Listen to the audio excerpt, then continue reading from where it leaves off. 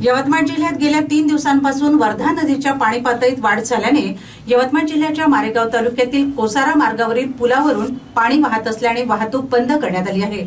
तर सततधार होणाऱ्या पावसामुळे घराचे मोठ्या प्रमाणात नुकसान झाले। शेतात पाणी साचल्याने शेत पिकांचेही मोठ्या प्रमाणात नुकसान झाले आहे। जिल्ह्यात सलग 2 दिवसांपासून सततधार पाऊस सुरू असल्याने 24 महसूल मंडळात अतिवृष्टीची नोंद घेण्यात आली आहे। गत 24 तासात 42 मिलीमीटर तर आतापर्यंत 442 मिलीमीटर पाऊस झालाय।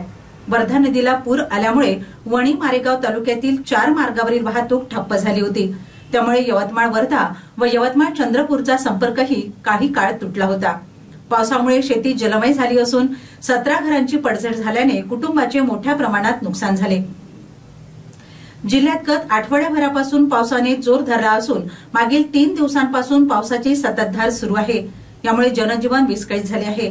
तर जलपातळी वाढल्याने बहुतांश लघु व मध्यम प्रकल्प ओसंडून वाहत आहे। या पावसामुळे जिल्ह्यातील 24 मंडळात अतिवृष्टी नोंद करण्यात आली आहे। याशिवाय शनिवारी बैतूल मध्य प्रदेश व अमरावती जिल्ह्यात अतिवृष्टी झाली।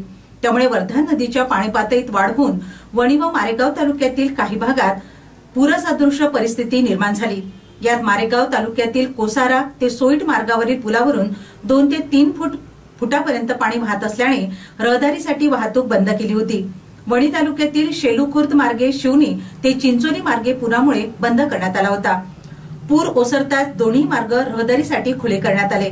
यावेळी वर्धा नदी काठावरील गावांमध्ये दवंडी देऊन सतर्कतेचा इशारा देण्याच्या सूचना जिल्हाधिकारी डॉक्टर पंकज आशिया यांनी केल्यात।